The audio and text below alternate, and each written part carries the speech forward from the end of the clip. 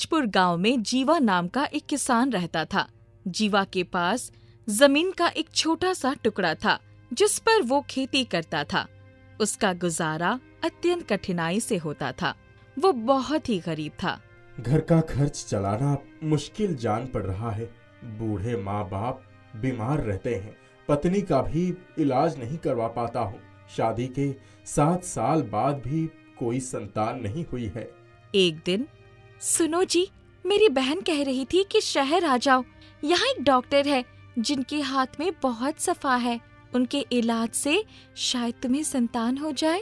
कहाँ से लाऊं पैसे तुझे शहर भेजने के लिए? देखता हूँ, कहीं से कुछ इंतजाम करता हूँ।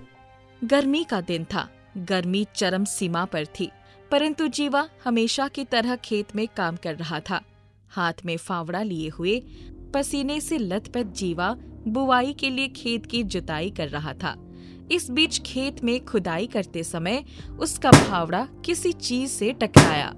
लगता है कोई भारी पत्थर आ गया है। उसने फावड़े से मिट्टी हटाना शुरू किया ही था कि देखा कि जमीन में एक बड़ा सा मटका है। पता नहीं इस मटके में क्या हो, कहीं कोई मुर्दा तो नहीं गाड़ के रख दिया। पहले तो उसकी समझ में नहीं आया कि क्या करे।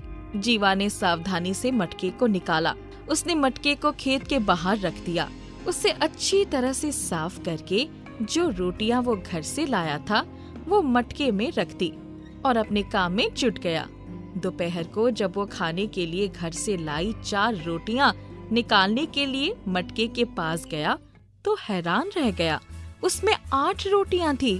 अरे वाह, ये तो जादुई मटका है। आज तक इस बारे में बहुत कहानियां सुनी थी कि खेत में गड़ा धन मिलता है, पर जादुई मटका कभी नहीं सुना था। जीवा को पता चला कि वो जादुई मटका है। उसमें जो भी चीज डालो उसका 2 गुना होकर बाहर आता है। जीवा ने तृप्त होकर रोटियां खा ली। उसके बाद संतुष्ट होकर मटके को घर ले आया। कुमुद, देख मैं तेरे लिए क्या लाया हूँ। क्या है? यही मटकी लेकर आए हो और चिल्ला ऐसे रहे हो जैसे कोई हार ले आए हो मेरे लिए। वो भी हो जाएगा, चिंता क्यों करती है? जीवा ने उसके मटके को जादुई होने की पूरी बात बताई। जादुई मटका मिलने के बाद दोनों बहुत खुश थे। उन्हें लगा कि अब उनके सब दुख दूर हो जाएंगे। वो लोग लालची नहीं बल्कि धैर्यवान थे। उन्होंने मटके का दुरुपयोग नहीं किया। उन्हें जब भी किसी चीज की जरूरत होती तो मटके से तुरंत प्राप्त कर लेते। एक बार कुमुद की ननंद अपने 1 माह के बच्चे को लेकर उनके घर आई। एक बार ये बच्चा कुछ समय के लिए मटके में डाल देती तो मटके से एक और बच्चा आ जाता। उसकी ननंद थोड़ी देर के लिए पास की नदी में नहाने जा रही थी। भाभी, थोड़ी देर मुन्ना को देख लेती तो मैं नदी से नहा आती। हाँ हाँ जाओ, पर जल्दी से आ जाना। यही तो मैं चाहती थी। उसके जाने के बाद कुमुद ने बच्चे को मटके में डाल दिया। थोड़ी देर बाद जब बच्चे को निकाला तो उसकी आश्चर्य की सीमा न रही। मटके में सचमुच एक बच्चा आ गया था। कुमुद ने बच्चे को निकाला और भागती हुई अपनी सास के पास गई। अम्मा देखो, भगवान ने हमारी सुन ली। हमारे दरवाजे पर ये बच्चा कोई छोड़कर चला गया। हूबहू ननद रानी के मुन्ना जैसे ही है। मैं इसे रख लूं? अरे हाँ हाँ, भगवान का धन्यवाद करके बच्चे को पाल लो। उसकी मर्जी के आगे किसी की नहीं चलती है। कुमुद ने बच्चे को बड़े प्यार से गले लगा लिया। उसकी दुनिया ही बदल गई थी। पैसा, रुपया, संतान, सब कुछ मिल गया था। अब उनके पास किसी चीज की कमी नहीं थी। समय गुजरने के साथ साथ उनके मटके के बारे में पूरे गांव वालों को पता चल गया। गांव का जमींदार बेहद लालची था। ऐसी जादुई चीज पर तो मेरा अधिकार होना चाहिए। उसके आदेश पर जमींदार के लठे जीवा को पकड़कर ले आए। उसने जीवा को धमका कर कहा, मटका जिस भूमि से मिला है वो जमीन मेरी जमींदारी में आती है, इसीलिए उस मटके पर मेरे अलावा किसी का अधिकार नहीं बनता है। ये ठीक है हुजूर कि ये भूमि आपकी जमींदारी पर आती है, पर मटका जिस खेत से मिला है उस पर जमीन तो मेरी है, अतः इस मटके पर मेरा अधिकार बनता है। जीवा गिड़गिड़ाया, लेकिन जमींदार ने बहुत डरा धमका कर मटका उससे ले लिया। जमींदार तो जमींदार ही था। मटका पाकर जमींदार बहुत खुश हुआ, मगर जीवा और उसकी पत्नी कुमुद का रो रो कर बुरा हाल था। जमींदार की अब चांदी हो गई। वो जो चाहता मटके में डालता और उसे दुगना पाकर खुश हो जाता। कुछ लोगों ने जादुई मटके की खबर मंत्री जी के पास पहुंचा दी। पहले तो उसे विश्वास नहीं हुआ, फिर उसने अपने विश्वस्त सेवक को मटके की सच्चाई परखने के लिए भेजा। वहाँ उसने मटके का जादू देखा तो वह मंत्री के पास जाकर सारी सच्चाई बता दी। हुजूर, उस जादुई मटके का मालिक तो आपको ही देना चाहिए। उस जमींदार के पास उसका क्या काम? मंत्री ने जमींदार को बुलाया, फिर उसे डराते हुए कहा, हमें पता चला है कि तुम्हारे पास एक जादुई मटका है, उसे तुरंत हमारे हवाले कर दो।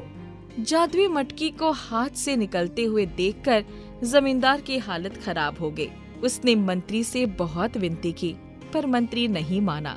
मटका पाकर मंत्री मतवाला हो गया। विरोधियों को ये अच्छा मौका मिल गया।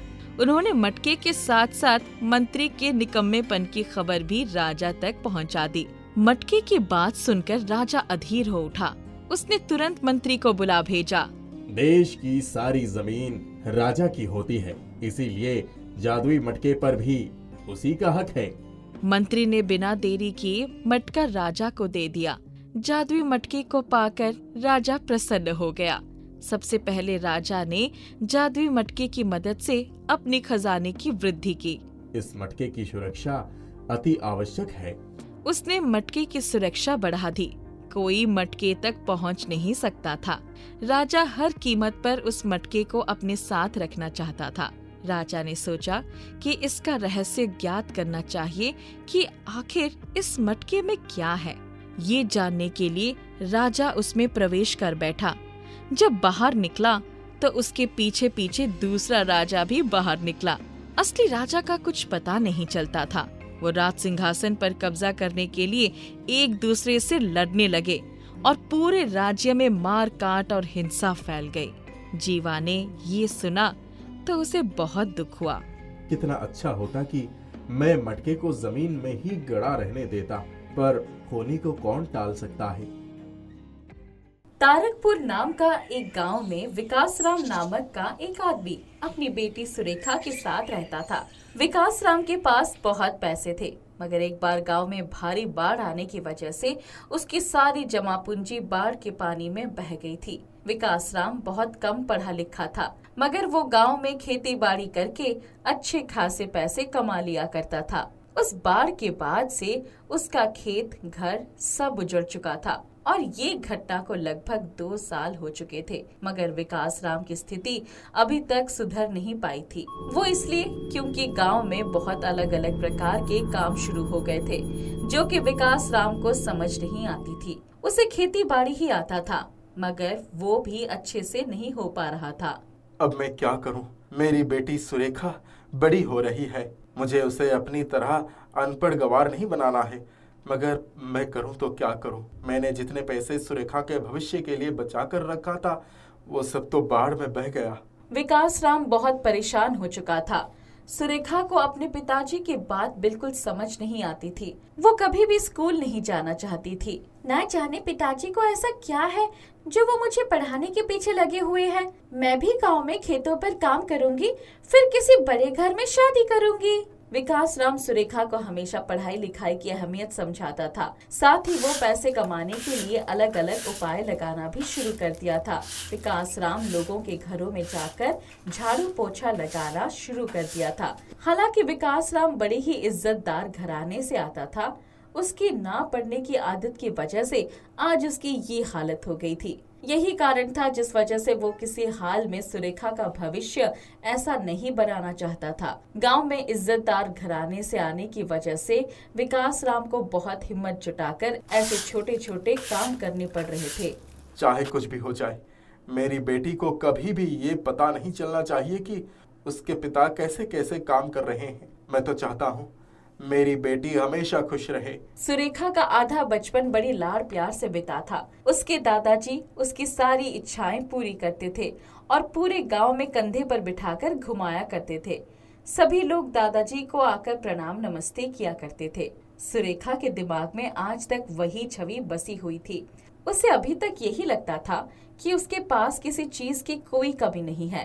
पैसे, इज्जत, सब कुछ उसके पास है और विकास राम अपनी बेटी के सपने को कभी तोड़ना नहीं चाहता था। काश जब पिताजी मुझे पढ़ाने और अपनी जिम्मेदारी को समझने के लिए कहते थे, मैं समझ जाता और पिताजी की संपत्ति को संभाल कर रखता, फिर उन्हें और भी ज्यादा बढ़ाता। मगर मैंने बहुत गलत किया। सुरेखा की माँ के जाने के बाद मैंने कभी ये सब सोचा ही नहीं। इन सब बातों को सोचता हुआ विकास राम घर वापस आ जाता है। पिताजी, मुझे कुछ पैसे चाहिए, अपने दोस्तों के साथ मेले देखने जाना है।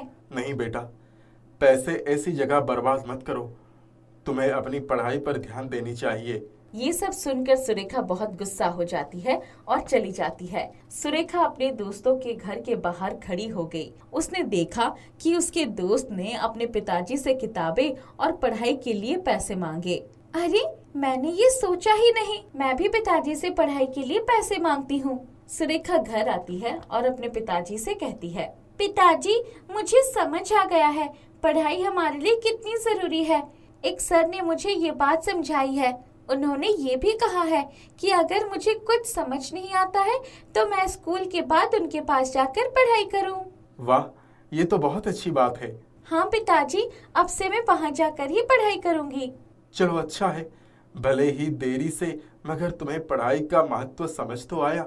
बताओ, महीने के कितने पैसे लगेंगे? ज्यादा नहीं पिताजी, बस 500 रुपए हर महीने के और बाकी किताबें और कॉपी के लगेंगे। अभी ये 500 ले जाओ, बाकी का मैं बाद में दे दूंगा। सुरेखा बहुत खुश हो जाती है, अपने दोस्तों के साथ घूमने जाती है और इधर विकास राम सोच में लग जाता है कि अब उसे और भी ज्यादा पैसा कमाना होगा। सुरेखा पढ़ाई के नाम पर झूठ बोले जा रही थी, मगर उसे इस बात से कोई फर्क नहीं पड़ रहा था। अब तो खर्च भी बढ़ गए हैं, मुझे कुछ बड़ा काम करना ही होगा। विकास राम एक चाय की दुकान से दो लोगों को बात करते सुनता है कि वो किसी काम करने वाले को खोज रहे हैं। ये सुनते ही विकास राम उनके पास जाता है। भाई, कौन सा काम और इसे करने के कितने पैसे मिलेंगे? भाई, पैसे तो बहुत मिल जाएंगे, लेकिन बात यहाँ पैसे की नहीं है। ये काम बहुत खतरनाक है, किस्मत खराब है तो जान भी जा सकती है। विकास राम उस काम के बारे में पता करता है। वो एक फैक्ट्री में बिजली के तार बनाने का काम था और क्योंकि अभी उस फैक्ट्री के पास पैसे नहीं थे अपने औजार ठीक करवाने का, तो इसमें अभी काफी खतरा था। मगर सुरेखा के बढ़ते खर्च को देखते हुए विकास राम ने उस काम के लिए हाँ कर दिया। आए दिन विकास राम को कोई ना कोई जख्म ही हो जाता था, मगर वो उनके बारे में जिक्र नहीं करता था। एक दिन विकास राम सुरेखा को स्कूल के बाहर देख लेता है और उसे घर ले जाता है। तुम स्कूल में क्यों नहीं थी? मैं क्या करूं, मेरा मन नहीं लगता है पढ़ने में और आप मुझे पैसे भी नहीं देते हो, तो मैं क्या करूं? तुम्हें अंदाजा भी है तुम कितनी बड़ी गलती कर रही हो? वादा करो, तुम बड़ी होकर बहुत बड़ी विद्वान बनोगी। सुरेखा को अपने पिताजी की बातें समझ नहीं आती। वो वापस जी जी जी कहती है और चली जाती है। सुरेखा एक दिन घर वापस आती है तो देखती है विकास राम की बहुत बुरी हालत रहती है। उसे बहुत जोर से बिजली का झटका लगा था, मगर फिर भी अगली ही सुबह विकास राम काम करने के लिए निकल रहा था। पिताजी, आज आप आराम कीजिए, आपकी हालत खराब है। नहीं बेटा, आज तो मुझे तनख्वाह मिलने वाली है, तभी तो तेरे पढ़ाई के लिए किताब और पैसे दे पाऊंगा। विकास राम चला जाता है। सुरेखा खेलने कूदने में लग जाती है, मगर जब शाम को वो घर वापस आती है तो अपने घर के बाहर गांव के सभी लोगों की भीड़ देखकर डर जाती है और आगे जाती है तो देखती है उसके पिता का शव वहां रखा हुआ है। सुरेखा वहीं गिर जाती है और फूट फूट कर रोने लगती है। पिताजी, ये सब कैसे हो गया? अब मेरा क्या होगा? मैं आपके बिना कैसे रहूंगी? तभी वहां खड़े एक आदमी ने सुरेखा को बताया कि कितने खतरों से भरा काम करके उसके पिताजी पैसे कमा रहे थे। उन्हें पता था कि उनकी जान भी जा सकती है, मगर सिर्फ उसकी पढ़ाई में कोई समस्या न आए इसलिए वो काम करता रहा। सुरेखा अपने आप से नजर नहीं मिला पा रही थी। उसे गांव वालों ने बताया कि उसके दादाजी के जाने के बाद विकास राम उसे पढ़ाने के लिए कितने जतन करके पैसे कमाता था। पिताजी, मुझे माफ कर दीजिए, मैं कितनी बड़ी मूर्ख थी। मैं कभी समझ ही नहीं पाई कि आप मेरे लिए कितना कष्ट कर रहे हैं। लेकिन अब चाहे कुछ भी हो जाए, मैं आपकी यह आखिरी इच्छा जरूर पूरी करूंगी। सुरेखा दोस्तों के साथ खेलना बंद कर देती है और पढ़ाई पर ज्यादा ध्यान देने लगती है। 12वीं तक तो वो अपने पिताजी की जमा पूंजी से पढ़ाई कर लेती है, मगर उसके बाद शहर जाकर काम के साथ साथ पढ़ाई भी जारी रखती है और फिर एक दिन वो बहुत बड़ी प्रोफेसर बन जाती है। पिताजी, आज आप यहाँ होते तो आप मुझ पर बहुत गर्व करते। मैंने आपके सपने को पूरा किया और मेरी गलतियों के लिए मुझे माफ कर दी। रामू की मोमोज की दुकान बहुत अच्छी चल रही थी। वो अपनी झोपड़ी में मोमोज बनाता और बाजार में आकर बेचता था। उसकी छोटी दुकान थी, पर वो चलती बहुत थी। पर वो दुकान एक होटल के सामने थी और उस होटल का मालिक इस बात से हमेशा नाराज रहता, क्योंकि उसके ग्राहक रामू के पास चले जाया करते थे। क्या बात है, आजकल हमारे ग्राहक बहुत कम आ रहे हैं। आपको तो पता ही है कि उस सामने वाले मोमोज बहुत ही टेस्टी होते हैं, जिसकी वजह से सब उस रामू की दुकान पर ही चले जाते हैं। इस तरह से तो हमारे होटल को बहुत घाटा हो जाएगा। तुमने इस रामू को रोका नहीं? सर, रोका तो बहुत है, पर वो हटता ही नहीं है। उसको बहुत मना किया कि यहाँ पर अपनी मोमोज की दुकान ना लगाने के लिए, पर वो कहता है कि सबको जीने का अधिकार है, वो दुकान नहीं हटाएगा। ठीक है, मैं देखता हूँ उसको। पंकज गुस्से में उसके पास जाता है और उसे वहां से दुकान हटाने के लिए कहता है, पर रामू अपनी दुकान हटाने के लिए मना कर देता है, क्योंकि वो अपनी दुकान को बहुत अच्छी तरह से चला रहा था। पंकज अगले दिन सीधा उसकी झोपड़ी में जाता है और उसको ललकारता है। जितनी चादर हो उतने ही पैर पसेरने चाहिए। अपनी औकात से बढ़कर चादर से बाहर पैर निकालोगे तो पैर तोड़ दिए जाएंगे, इतना समझ लेना। क्या तुम मुझे धमकी दे रहे हो? अब तुम कुछ भी समझ सकते हो, पर मैंने तुम्हें आने वाले समय से अवगत करा दिया है। फिर ना कहना कि मैंने आगाह नहीं किया। कल को कुछ ऊंच नीच हो गई तो उसके जिम्मेदार तुम खुद होगे। अगले दिन पंकज उसकी दुकान को तबाह कर देता है, जिसकी वजह से रामू बहुत परेशान हो जाता है और अपने मोमोज को कहीं दूसरी जगह पर चादर बिछाकर बेचने लगता है, जहां पर उसे ग्राहक नहीं मिलते। ना जाने इन अमीर लोगों को हम गरीबों को परेशान करने में मज़ा क्यों आता है। मैं अच्छी भली वहाँ पर दुकान चला रहा था, पर उसने मेरी दुकान को तबाह कर दिया। मैं गरीब इंसान अब कहाँ जाऊँ भला? अपनी दुकान को यहीं पर लेकर बैठता हूँ, क्या पता कोई ग्राहक आ जाए। ले देकर एक ही दुकान थी, वो भी हमसे छीन गई। हम तो रोड पर आ गए, अब हम क्या करेंगे? कमला, रात हो गई है, बेटे को लेकर घर जाओ। मैं ये बचे हुए मोमोज बेच कर आता हूँ, नहीं तो ये खराब हो जाएंगे और हमारा जो पैसा लगा है वो भी डूब जाएगा। अब तो हमें और मेहनत करके अपनी दुकान को बढ़ाना होगा। रामू कमला को घर भेज देता है और ग्राहकों का इंतजार करने लगता है। उसकी दुकान चद्दर पर लगी हुई होती है, इसलिए उसकी दुकान पर कोई नहीं आता। बाजार उठने लगता है और वो अकेले बाजार में मोमोज बेचता रहता है। लगता है आज खाली हाथ ही घर वापस जाना पड़ेगा। ना जाने ईश्वर को क्या मंजूर है। रात भी बहुत हो गई है, पूरे बाजार में कोई नहीं दिख रहा है। भला मेरे मोमोज क्या ही बिकेंगे। वो जैसे ही सामान उठाने लगता है, तभी एक तेज रोशनी से एक राक्षस उसके सामने प्रकट होता है। वो उसे देखकर डर जाता है और राक्षस उसे कहता है, डरो मत, मैं चांद पर रहने वाला एक प्राणी हूँ। मैंने पृथ्वी पर मोमोज की बेहद चर्चा सुनी है और मैंने ये भी सुना है कि तुम बहुत अच्छे मोमोज बनाते हो। क्या तुम मुझे मोमोज खिलाओगे? हाँ हाँ, क्यों नहीं। रामू उस राक्षस को मोमोज खिलाता है, जिससे वो बहुत शौक से खाता है और बहुत पसंद करता है। वो रामू से कहता है, ये मोमोज तो बहुत स्वादिष्ट है। हमारे चांद पर ये सारी चीजें नहीं मिलती। आज मेरी शादी की सालगिरह है और मैं अपनी पत्नी को कुछ अच्छा खिलाना चाहता हूँ। तुम मेरे साथ चांद पर चलो और मेरे परिवार को अपने हाथों से मोमोज खिलाओ। राक्षस उसका हाथ पकड़कर उसे चांद पर ले जाता है, जहाँ पर रामू राक्षस के परिवार को मोमोज खिलाता है, जो सभी को बहुत पसंद आते हैं। सभी रामू को अपने कंधे पर उठा लेते हैं और उसका शुक्रिया अदा करते हैं। इतने में वो राक्षस जो जमीन पर गया था वो सामने आता है और उनसे कहता है, आज मैं अपने परिवार को एक अच्छी खुशी दे पाया हूँ। ये सब तुम्हारी वजह से हुआ है। मैं अपनी सालगिरह पर तुमको एक भेंट देना चाहता हूँ। कैसी भेंट? हमें तुम्हारे मोमोज इतने पसंद आए कि हम चाहते हैं कि तुम यहाँ पर अपने मोमोज की खेती करो और हम सबको रोज मोमोज खिलाओ। मैं यहाँ पर एक चांद का टुकड़ा तुम्हें खेती करने के लिए देता हूँ। आपने मेरे बारे में इतना सोचा, यही मेरे लिए सौभाग्य की बात है। परंतु मैं अपने परिवार से दूर नहीं रह सकता। मेरा परिवार पृथ्वी पर रहता है और मुझे अपने परिवार के पास जाना है, इसीलिए मैं आपका ये सौदा मंजूर नहीं कर सकता। रामू परिवार के कारण सौदा ठुकरा देता है, जिसकी वजह से सभी शांत हो जाते हैं। तभी राक्षस आगे बढ़कर उसको एक आईना देते हुए कहता है, मुझे अच्छा लगा कि तुम अपने परिवार के बारे में इतना सोचते हो, इसीलिए मैं तुम्हें ये एक आईना देता हूँ। ये जादुई आईना है। इस आईने से तुम पृथ्वी पर आ जा सकते हो। चांद पर मोमोज की खेती करके यहाँ से पृथ्वी पर ले जाकर बेच सकते हो।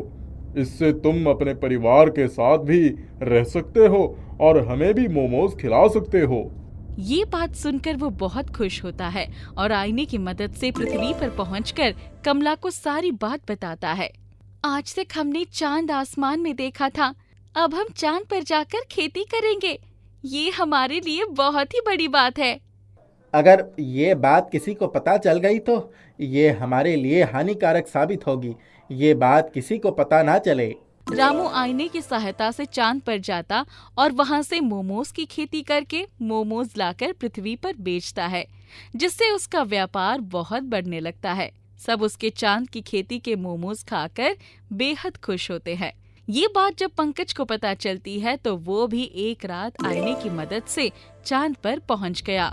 अच्छा, तो ये बात है, यहाँ पर इसके मोमोज की खेती हो रही है। मैं इस केमिकल से इसके सारे मोमोज को खराब कर दूंगा। ना रहेंगे ये मोमोज और ना इसका व्यापार बढ़ेगा। पंकज अपने हाथ में रखे केमिकल को मोमोज की खेती में डालने के लिए जैसे ही आगे बढ़ता है तो मोमोज उसको अपने अंदर कैद कर लेते हैं और एक मक्खी बनाकर बाहर भेज देते हैं, जिससे वो चारों तरफ घूमता रहता है। एक बार जब रामू खेती करने आता है तो वो पंकज को मक्खी के रूप में पाकर दुखी होता है और मोमोज से कहता है, तुम सब ने मेरा मुसीबत में बहुत साथ दिया है। मैं नहीं चाहता कि तुम्हारी अच्छाई एक गलत काम से मिट्टी में मिल जाए। तुम पंकज को पहले जैसा जीवन दे दो, नहीं तो तुम में और इसमें कोई फर्क नहीं रह जाएगा। मोमोज दोबारा से उस मक्खी को अपने अंदर समेट लेते हैं और पंकज को बाहर निकाल देते हैं। पंकज वहां से भाग खड़ा होता है और दोबारा कभी रामू के रास्ते में नहीं आता। इस तरह से रामू मोमोज की सहायता से लोगों की सेवा भी करता रहता है और उनको बेचने से जो पैसा मिलता है वो गरीब लड़कियों के विवाह में लगाता है और जिसको पैसे की जरूरत होती वो उसकी मदद भी करता है।